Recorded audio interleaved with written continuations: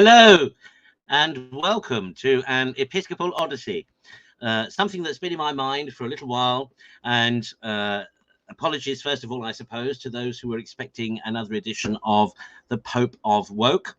Brother Stanislaus is currently in Chicago on retreat, and tomorrow will be receiving the minor orders. So there's no edition of Pope of Woke this week, but there will be next week.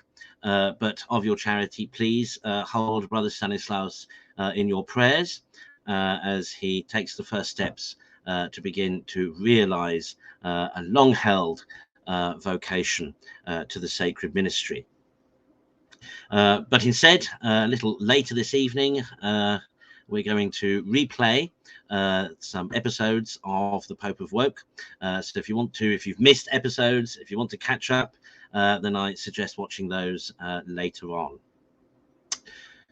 But an episcopal odyssey. So apologies again before I continue for the lack of an episode on Monday of the domestic church. But actually, that's kind of to do with this show, because quite frankly, I came back very late or very early in the morning on Monday from Slovakia.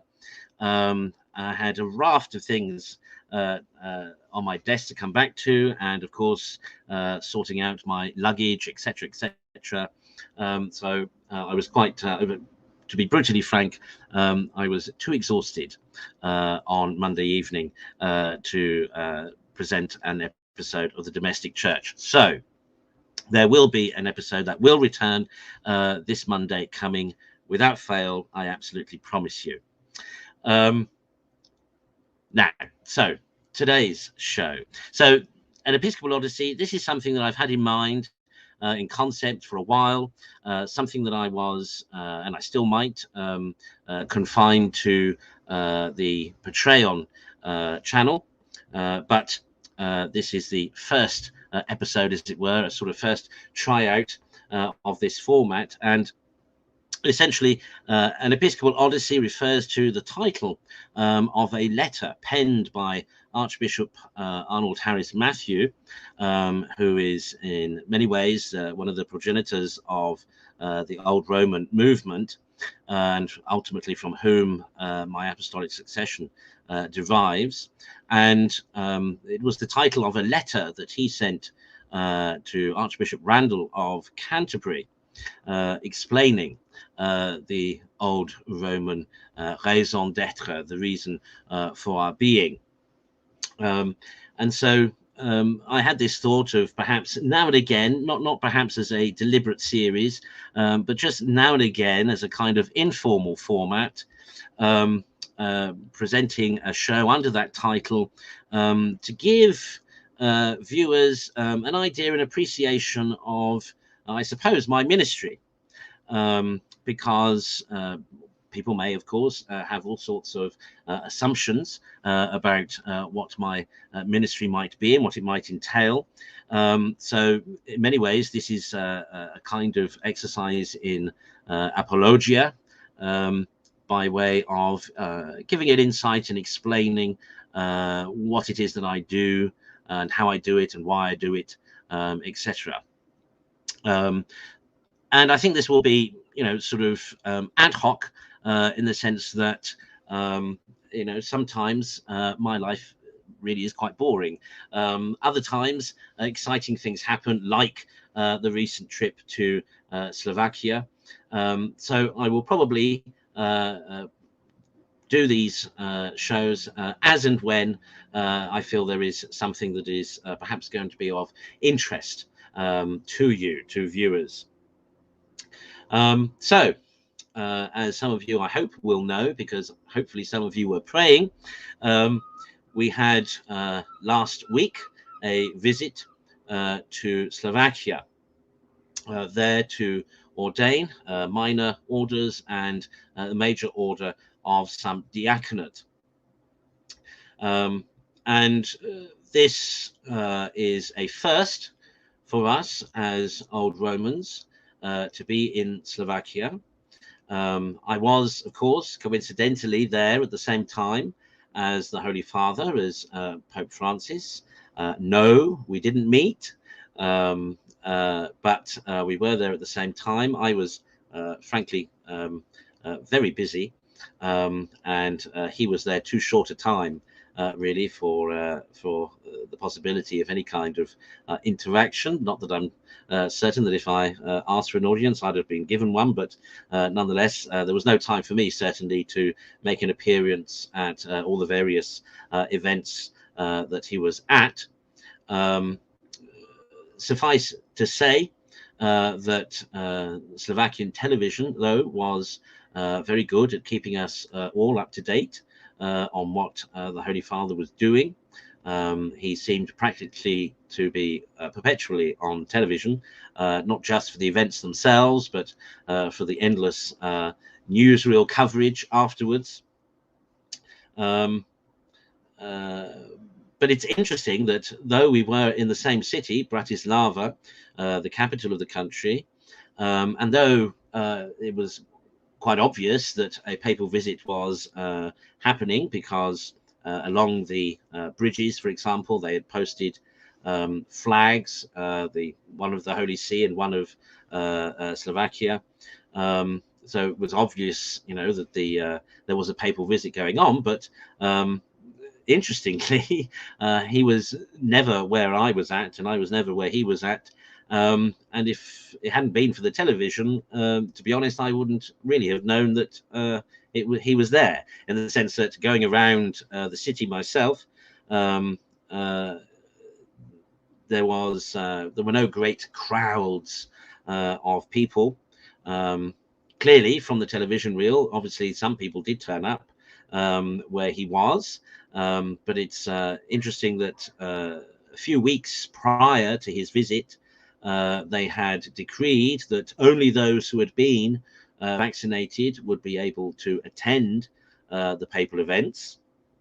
And then a few weeks after that, they realized that not very many people were putting their names down to attend those events. Now, there has to be said that the take-up of vaccine in Slovakia has been very poor.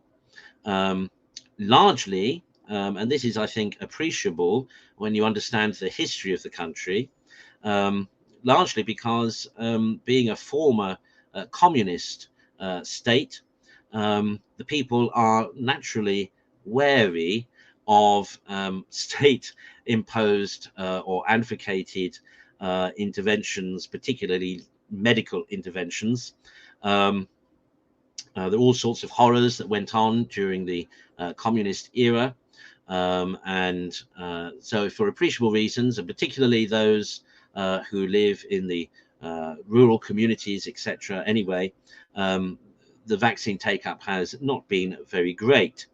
So then they suggested that they would have red zones at the papal events. So these would be particular pens, I suppose, fenced off places where the unvaccinated, like the great unwashed, could go. But again, nobody really took up that invitation.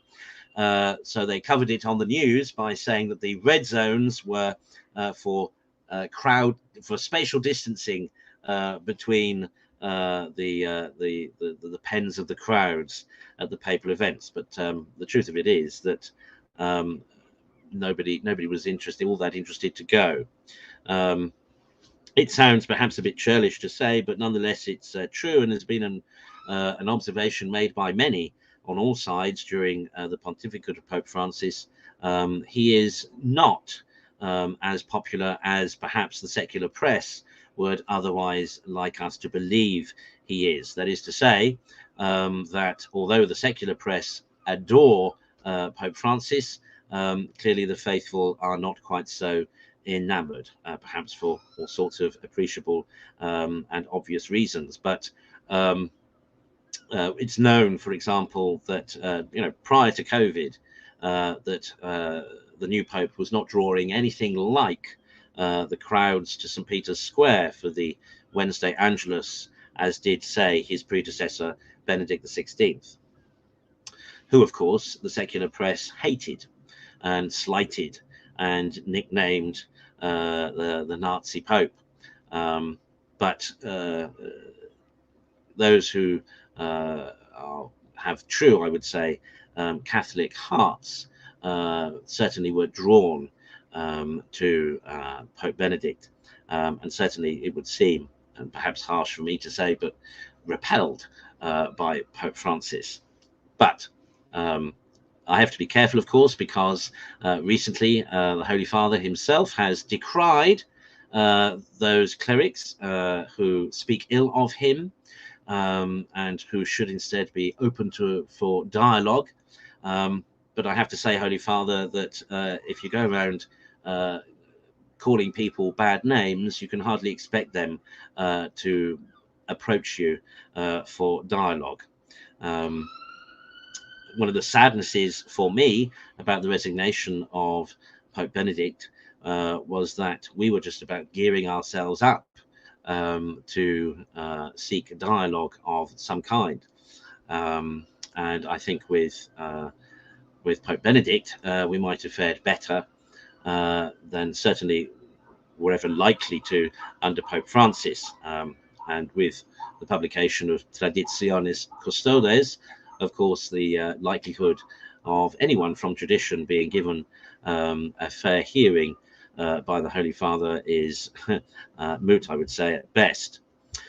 So, apologies for those who think it's bad form to traduce the Sovereign Pontiff, but we are free as devout and faithful and loyal Catholics to criticize the hierarchy.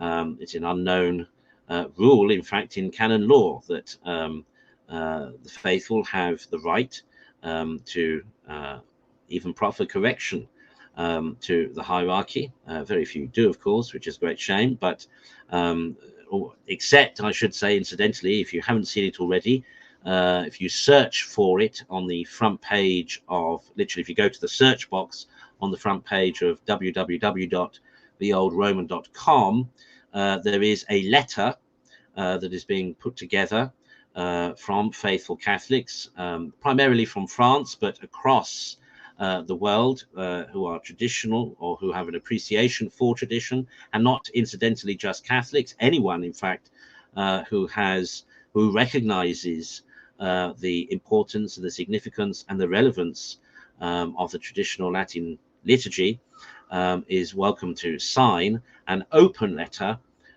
to the Holy Father. So do go to www.theoldroman.com and use the search box and find the post for that letter, and then add your own signature if you would like, and if you would appreciate, or if you think it worthwhile, this perhaps vain attempt to encourage the Holy Father to rethink his motu proprio. As I keep saying, as I said only this afternoon to somebody else, ask.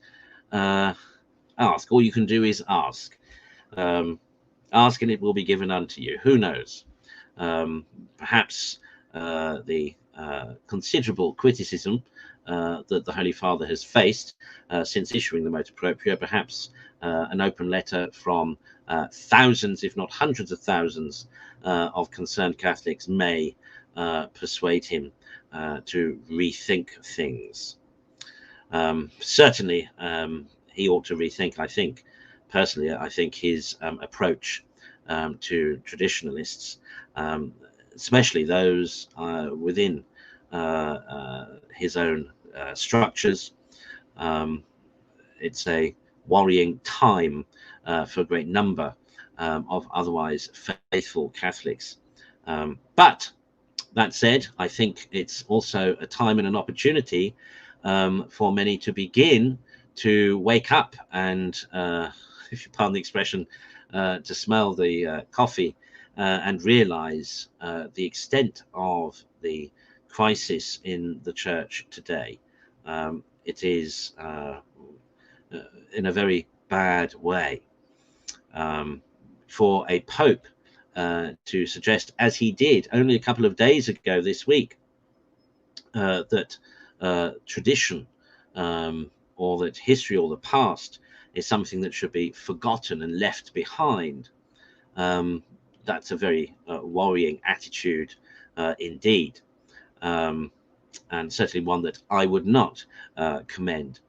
But it's interesting, I note, that various commentators, pundits, hacks, etc., but particularly some revered and scholarly voices from tradition are beginning, as it were, to examine a little more closely the history, the recent history of the Church leading up to Vatican II. For it has to be said that we cannot lay, and we should not lay, everything at the door of that council. The Church was heading toward, we might say, a train wreck prior to the council. Ironically, perhaps, because he is the patron of one of the most well-known traditionalist Catholic societies, but the trouble began, the tinkering with the liturgy began with none less an auspicious figure than St. Pius X himself, who drastically reformed the Roman Breviary. Very few people realize that or appreciate that today. But for those who generally think that the Piuses, as I call them, so Pius IX, Pius X, Pius XII, were the greatest thing since sliced bread for tradition, really need to review and think that over. Because, for example, if we take Pius IX, when asked about the promulgation of at Vatican I papal infallibility by a cardinal, he rebuked the cardinal by saying, "What about tradition? I am tradition." Well, no, you're not. You are the guardian of tradition, Holy Father, is perhaps what the cardinal should have replied, but don't think that he did. Likewise, Pius X, as I say, drastically reformed the Roman Breviary, and tinkered, we might say, with the liturgy. Some things were perhaps positive developments, other things not so good.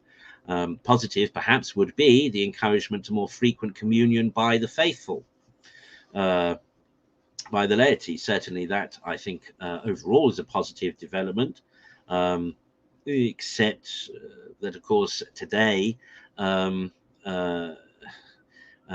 it has led to a situation where many people think that they have an automatic right to receive Holy Communion, despite the fact that they may not be in a state of grace.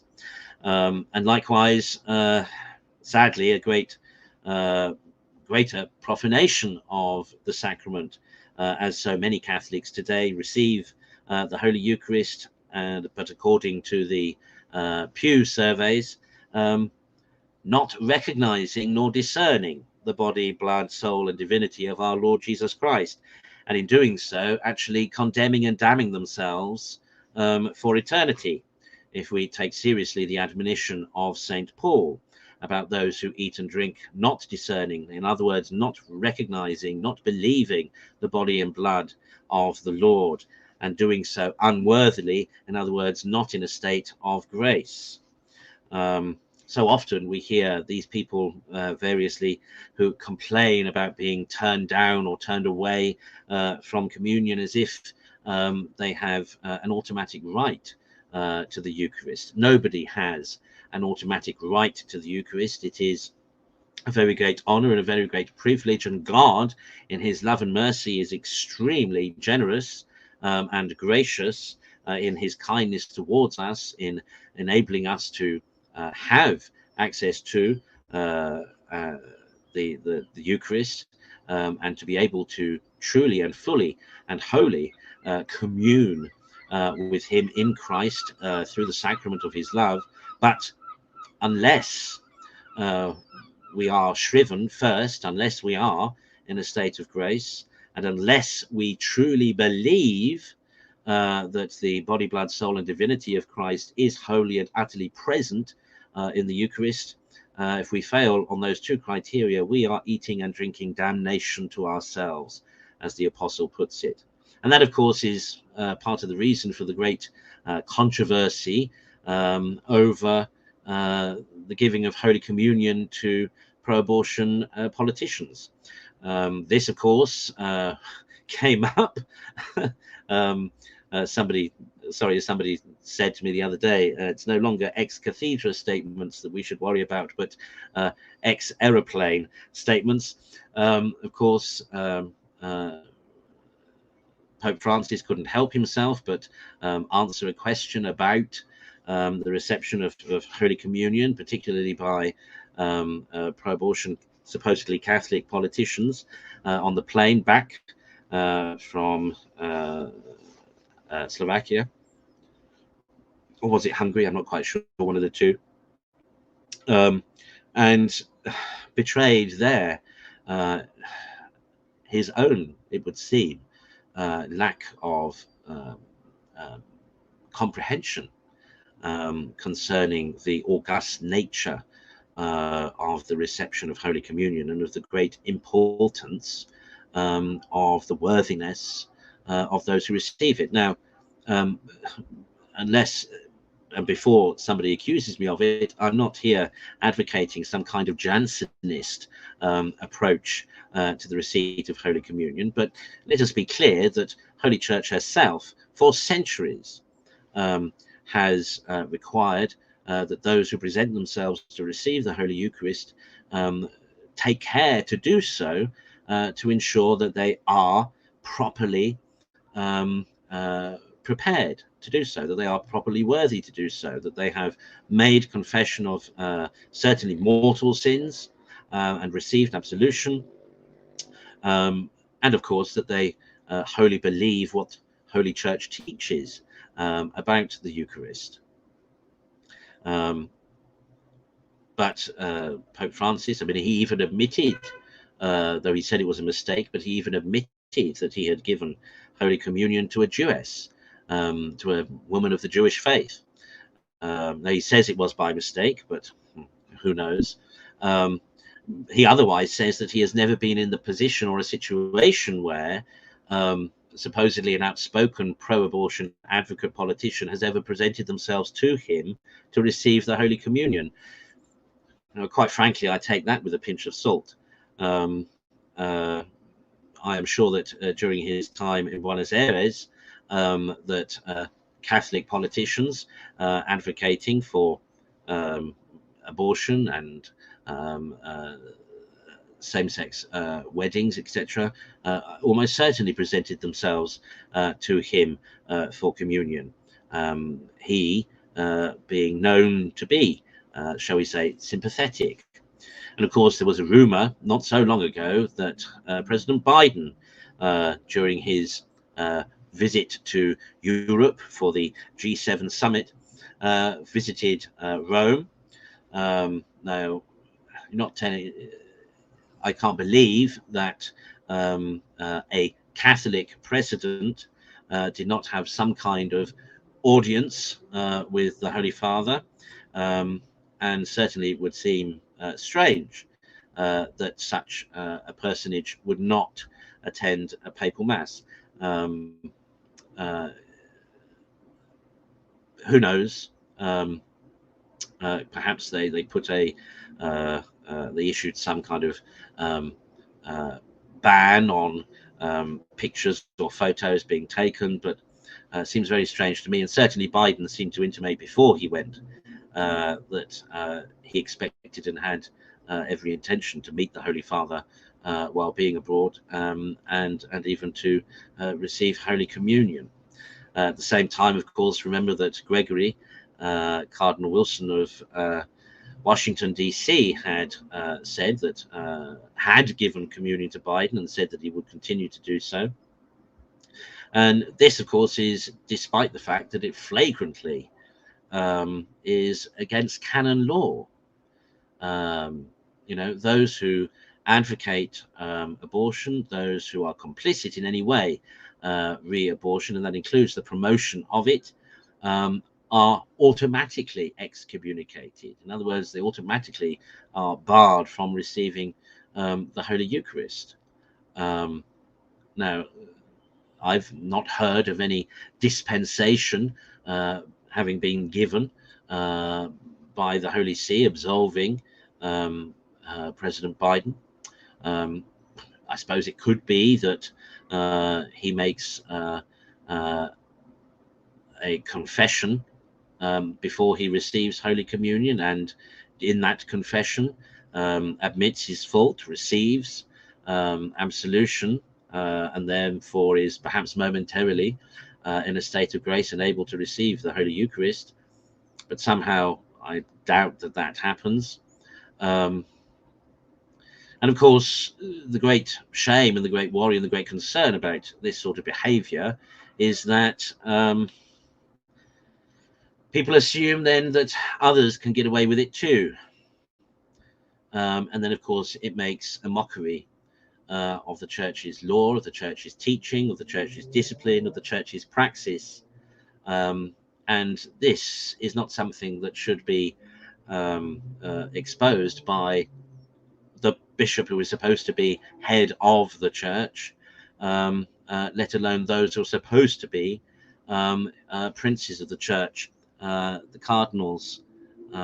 So it's a great shame indeed that all that has been going on.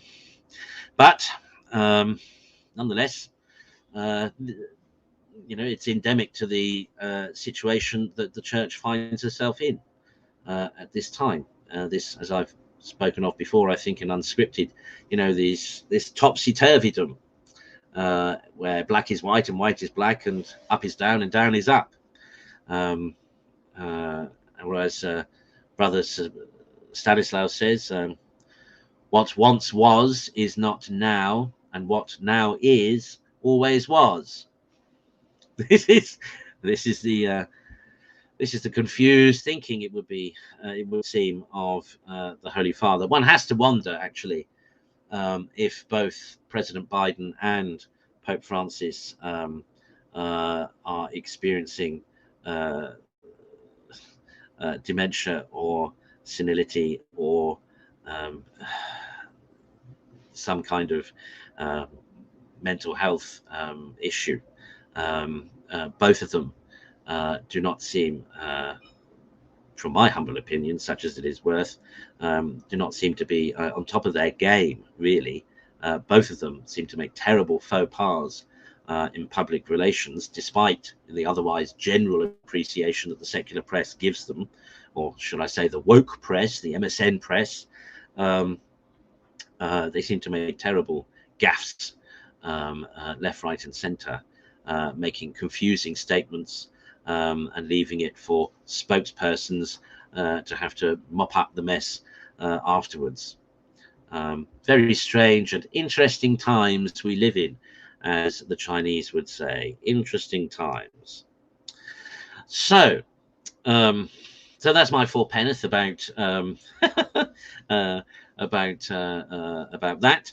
But I did say that I would share with you some thoughts and reflections on my trip to Slovakia. So, as I said, or as I had begun to say before I diverged or digressed, yes, this was a momentous occasion for Old Romans in Slovakia, the foundation and beginning of a new apostolate to serve those who would be faithful Catholics, desirous of tradition. Interestingly, the Society of Pius X has no presence in the country. They have, of course, just recently acquired an historic church in Vienna, which is only 30 miles away from Bratislava. So there is the possibility there, perhaps, of traditional Catholics crossing the border for Sunday Mass and holy days although it has to be said that Austria is taking border control much more seriously than I would say Slovakia is, having experienced border control at Slovakia.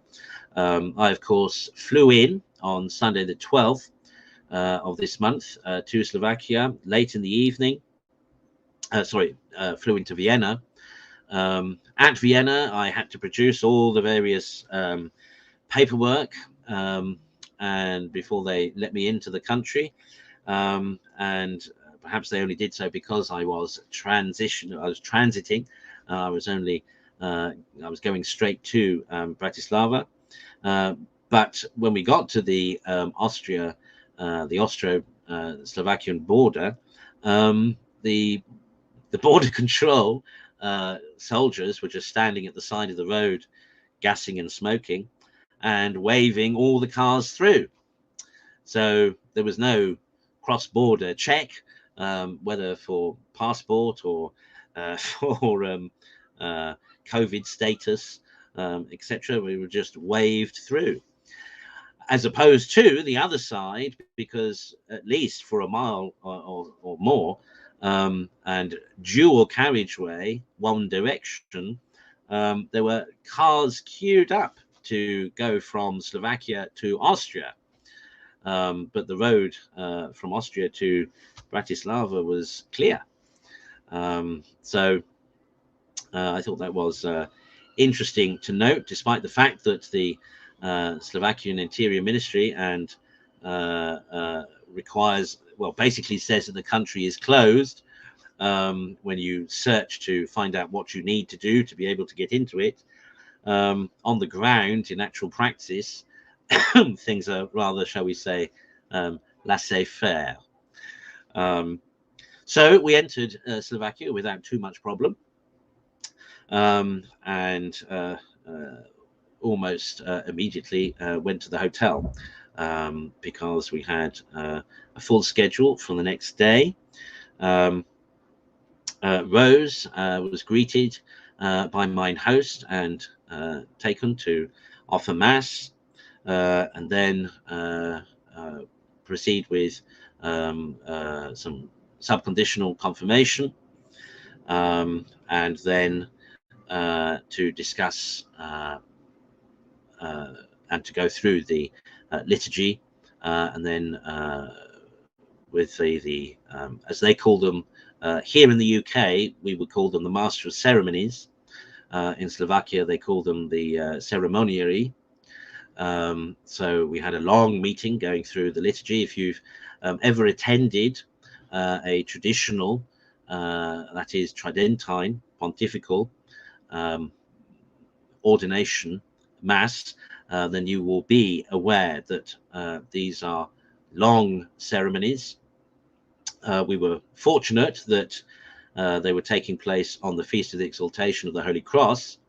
So at least it was a feast, a great feast. So the and the orders themselves were only a couple, so they wouldn't take that long to go through. But nonetheless, still it was an area of liturgy that the ceremoniary and the ministrants, as they called in Slovakia, the servers, a liturgy, a rite that they were certainly not familiar with. So hence why several hours, it has to be said, were spent in talking and walking through virtually, as it were, the liturgy, going through all the various points. You see, there are many aspects, perhaps, that so many people would probably not even notice, let alone know about. But for those involved in the liturgy, there are all sorts of components that are extra, otherwise, to the offering of a solemn mass, especially with a bishop. Suddenly everything becomes doubly intricate and complicated. I remember the ceremoniary, or the Master of Ceremonies in Canada, on the Sunday morning after my own episcopal consecration, saying to me, just before we were processing into the Mass, he said, Excellency, there are three things you should know about bishops, because you now will be affected. He said, I suppose you were some kind of a liturgist previously. And I said, well, I had a keen interest in the liturgy, and I was quite familiar with the rubrics and everything. And he said, well, he said, all of that, Excellency, will have gone now. Oh, I said. And he said, yes, he said, there are three things I know, he said, as an experienced master of ceremonies, about bishops. He said they are thick, they are blind, and they are dirty. Thick or stupid, blind, and dirty. I said, oh, really? And he said, yes. He said, and I'm sure he said that being an experienced MC yourself, when I tell you what I'm about to tell you, you will recognize what I mean. I said, oh, okay.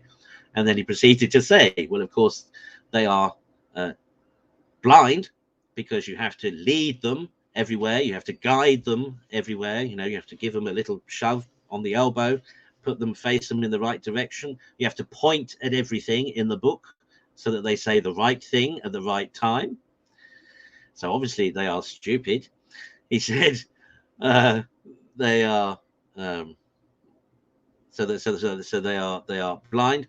And then he said they are stupid because you have to point everything out. You have to do everything for them. You have to take the hat off. You have to put the hat on. You have to give them the crozier. You have to take away the crozier.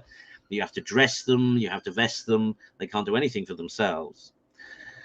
And then lastly, he said, and of course, they're dirty, because every 5 minutes you have to wash their hands. Now, anyone familiar with the traditional pontifical liturgies, I hope, would recognize and appreciate his observations, because all of that is essentially true. But I have learned, of course, in my episcopal ministry as an old Roman bishop, that I can never take for granted the knowledge and the experience of the servers that will be assisting me at any given time, because my ministry has involved traveling to far-flung places, and thus working with serving teams who are not familiar with me, and I'm not familiar with them, and who also are not very familiar with pontifical liturgies. I have to keep my wits about me. So I thank God that I did have some experience as a master of ceremonies before my consecration, and that, at least in my instance, the Holy Spirit didn't take away that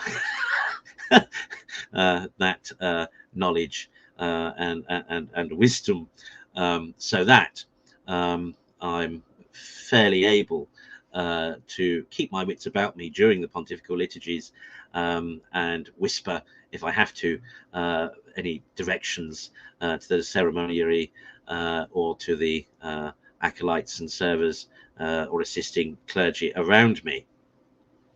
So on the day then, the Feast of the Exaltation of the Holy Cross, that was our first truly solemn pontifical liturgy. We had a cantor for the occasion who sung beautifully, a very experienced liturgical musician. We had the former cathedral organist of Bratislava playing the chapel organ for us. And I have to say, having seen the instrument, the chapel organ literally is a chapel organ. Indeed, it's smaller even than chapel organs I have seen in little chapels in Wales, smaller even than some of the littlest harmonium type organs I have seen in Presbyterian chapels or Congregationalist chapels in Wales and other places. It's the original instrument, so it's an 18th century pipe organ, literally 4 registers, and no stops, So the registers are operated by basically a piece of metal sticking out of a slit in the wood. So you have to flick the metal backwards and forwards to alter the registration. One tiny manual pipe organ, and literally the organist is sitting directly behind the small pipe organ case. So I'll show you in a moment a picture of it, but hopefully for your interest, let's just share with you some photos of the location, because we were very blessed for these liturgies to have the generosity of the mayor of Bratislava, who put the historic primatial palace in the center of the city at our disposal. So let me just show you a picture of the outside. So that is the historic primatial palace in the center of Bratislava. And you can see in the center of it there the central archway under the balcony, and that was designed, of course, for coaches, horse-drawn coaches to enter, and they went through into this beautiful tunnel, entrance tunnel. Of course, it's a neoclassical style palace, built between 1778 and 1781 for Archbishop Joseph, and I'm going to say Bathiani, but I've probably pronounced that wrong, and designed by the architect Melchior Hefele.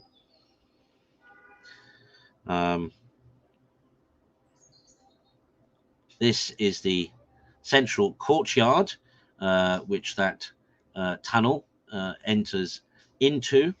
So, of course, here the horse-drawn coaches would have been able to turn around, going around the fountain to go back out again. And in the top left-hand corner, you can just see a doorway, and that was the entrance to the chapel. Now, note in that top right-hand corner that you have blocked out bays. So where on the other side there are windows, you see they are blocked out on the right-hand side. And when you see the inside of the chapel, you will understand why. But the chapel itself is literally directly behind those blocked out bays. But before we get to the chapel, I just want to show you some of the rest of the palace, because it really is quite a beautiful building.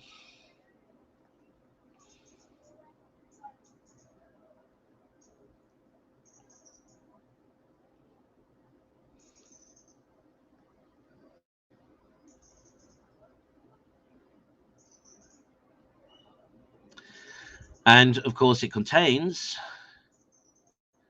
this historic room known as the Hall of Mirrors.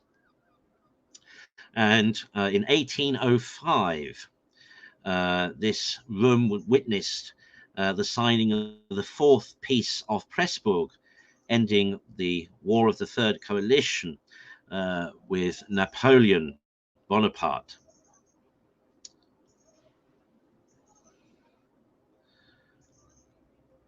And then onto the chapel itself.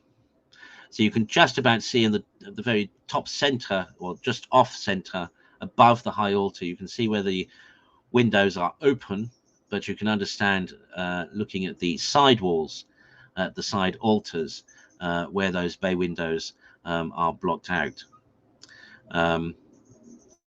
So as you can see, again, obviously a neoclassical style Baroque appointed chapel. So this was the Archbishop's private chapel, and a marble high altar, and atop the tabernacle, which of course takes pride of place in the center of the altar, is a relic of the true cross. Now, of course, outside of the ceremonies, the Blessed Sacrament is not reserved, but the relic of the true cross nonetheless is there. And of course, hopefully, as you all know, a relic of the true cross is venerated in much the same way as the Blessed Sacrament. So it's customary to genuflect towards it. Now, strangely enough, a few years ago, at a priesting in London, I was offered a mass where a relic of the true cross formed the center of devotion for that high altar. So it was rather nice on the feast of the Exaltation of the Holy Cross, indeed, to have the true relic there.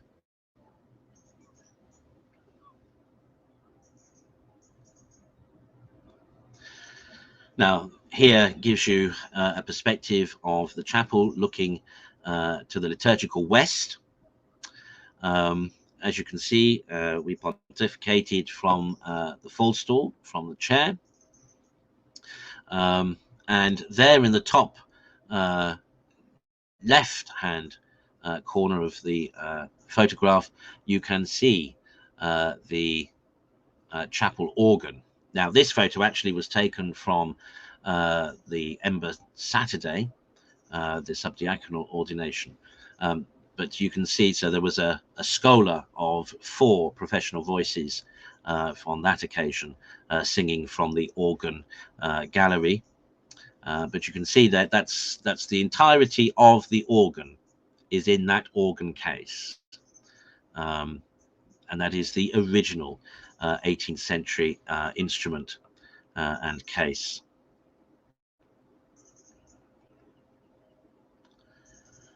And here again, so this was at the toward the beginning of the subdiaconal ordination itself. So the candidate is seen there kneeling with his votiva candle, which at the offertory he will gift to the ordaining bishop, and over his left arm is the folded tunicle, which is the proper vestment of the subdeacon that during the ordination he will be vested with.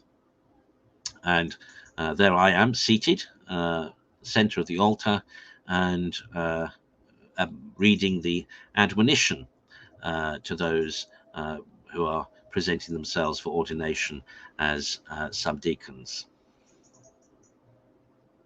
And you can see there on the right hand side the high altar, and in the center, of course, the large book. As I had to point out to somebody on Facebook, that is not a Bible. That is the Pontifical Canon. You will, of course, hopefully, if you're familiar with tradition, know the phenomena of altar cards, of which there are usually 3 on the altar for a priest when he offers mass, and they act as a kind of aide-memoire, so that various prayers are printed on the altar card for the benefit of the priest to jog his memory. Well, in a pontifical mass, the Pontifical Canon fulfills that role for a bishop. And then you can also see above the tabernacle is the relic of the true cross. And what was rather nice is that the tabernacle door itself has a crucifix. So that was the focus of my devotion, of course, whilst offering the mass. But above it too was the the relic of the true cross. And this is another moment in the ordination ceremony. I think here I'm just about to vest the new subdeacon with the tunicle. Previously, or rather prior to that, you will see that the amice on his neck is perhaps not as tidy as it might be, and that's because during the rite, the ordaining bishop takes the amice and pulls it up over the back of the neck of the subdeacon, saying a prayer. And you will also notice on the altar are cruets and a paten and chalice, or a chalice and paten. These, of course, are the instruments denoting or particular to the subdiaconal order. The subdeacon is that transitory stage of the ordinand from layperson to major cleric. So at the beginning of the ceremony, when the candidates are called forward, the ordinandi take a deliberate step with their right foot and take one step forward as they say ad sum. And that deliberate step forward denotes their willingness to go from lay state to properly clerical state. In other words, those who receive minor orders are, yes, we call them clerics. They are minor clerics, we might say, but they are, technically speaking, still laity. The subdiaconate is the first rung or the first step into proper clerical status. So the subdeacon, not only by taking that step is he presenting himself by saying ad sum, he is answering the archdeacon's invitation, saying that he is present for the ordination, but he is also expressing his willingness to embrace celibacy and also to take on, to receive the discipline and canonical obligation of reciting the divine office, the breviary. So this is the stage when those who will eventually become priests, or who may remain deacons or subdeacons, as some may permanently, they from the moment of their subdiaconal ordination, they become obliged to recite the prayer of the church, which of course they do for and on behalf of the church.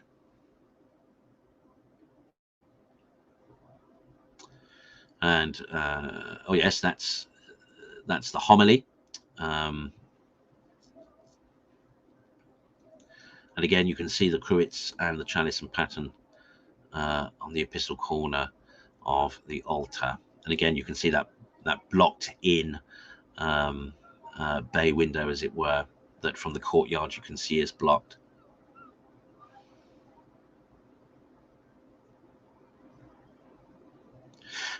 And then here is the administration of Holy Communion. I think, in fact, that is the subdeacon's mother receiving Holy Communion at this point. And notice the housling cloth or communion cloth being held and extended underneath the ciborium, which is in my hand, but here being held up by the acolytes in order, of course, to contain any wayward crumbs from the Eucharist.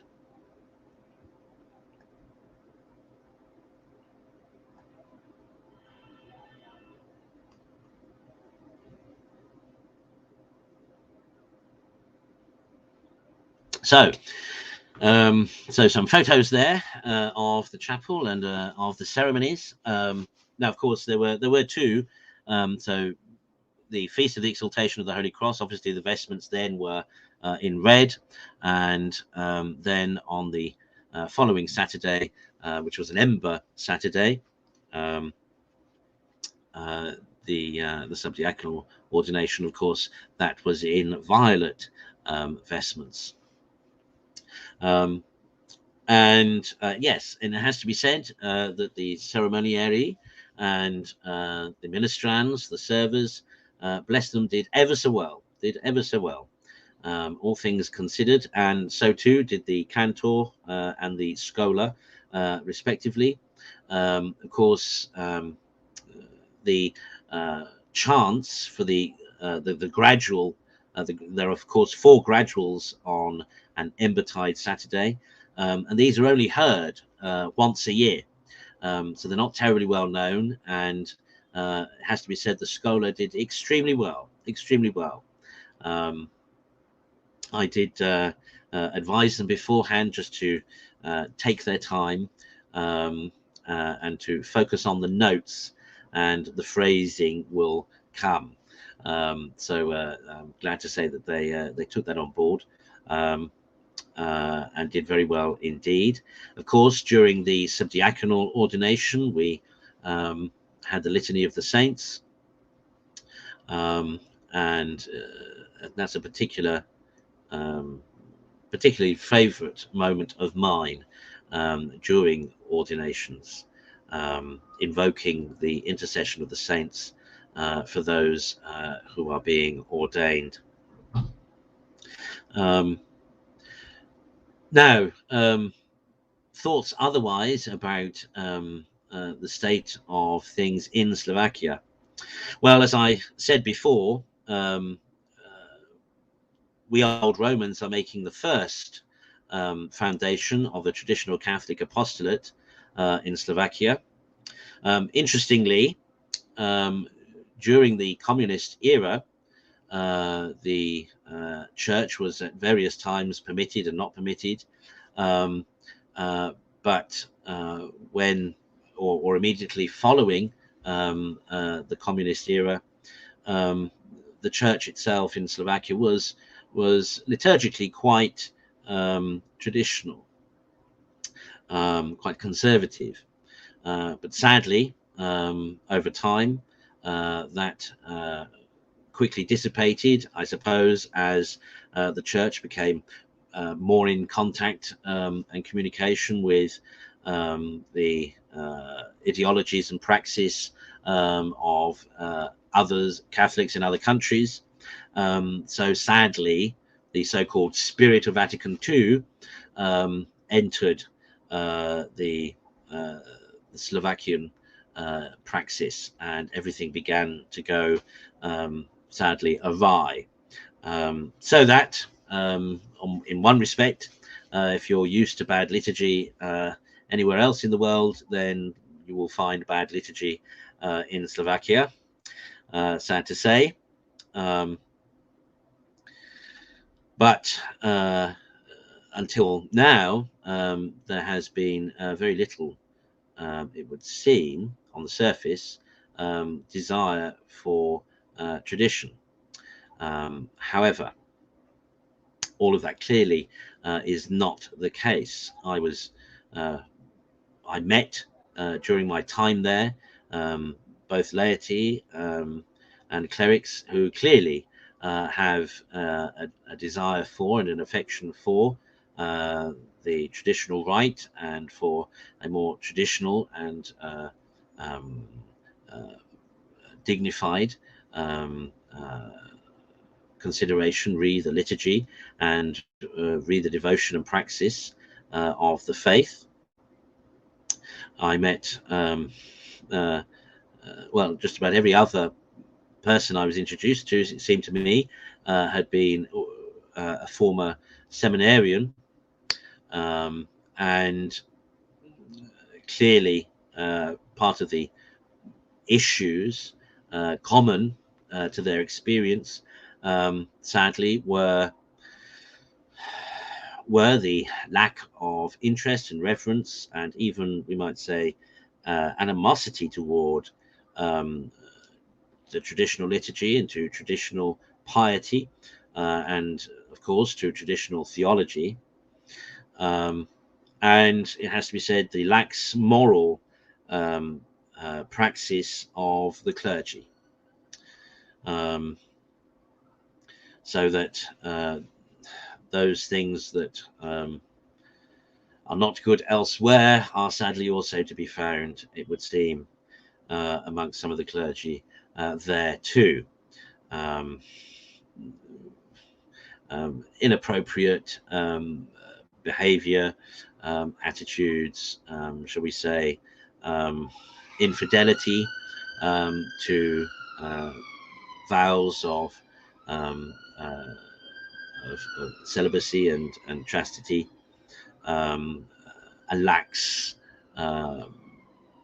piety, all the things that we find elsewhere, sadly, in the post-Vatican II Church, are now clearly prevalent in the Church in Slovakia. But that said, there is hope. There is hope. There is hope, if only because, at least for the citizens of Bratislava, now with the Martinin-Kirche in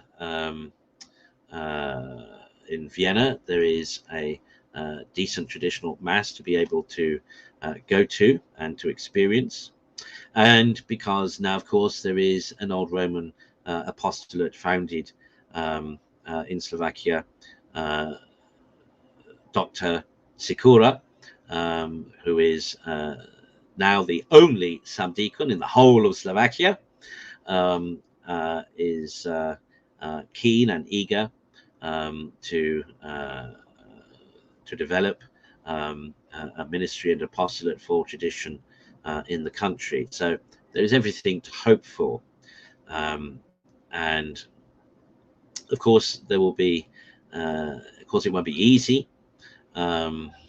Already, clearly our presence was known, shall we say.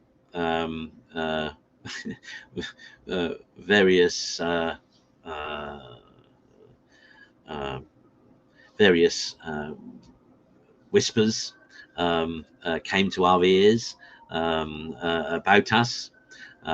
So certainly people knew that we were there. Certainly they knew that the ordinations were going on or had taken place. And seemingly they also knew that we were about tradition. So I can't remember who it is that said any publicity is good publicity, including bad publicity. So as usual, we begin with all the maligning, all the insults, all the misinformation, which is common, of course, to those who hate tradition. They will espouse all sorts of nonsense about us. Do please, of your charity, pray for Dr. Sikora as he faces now the opprobrium of his some are his former colleagues. He was himself a seminarian for the Archdiocese of Bratislava, and was essentially kicked out for being a traditionalist, for caring too much about the liturgy, etc. He's also, incidentally, a trained psychologist, and I know he will be an excellent pastor to the faithful there.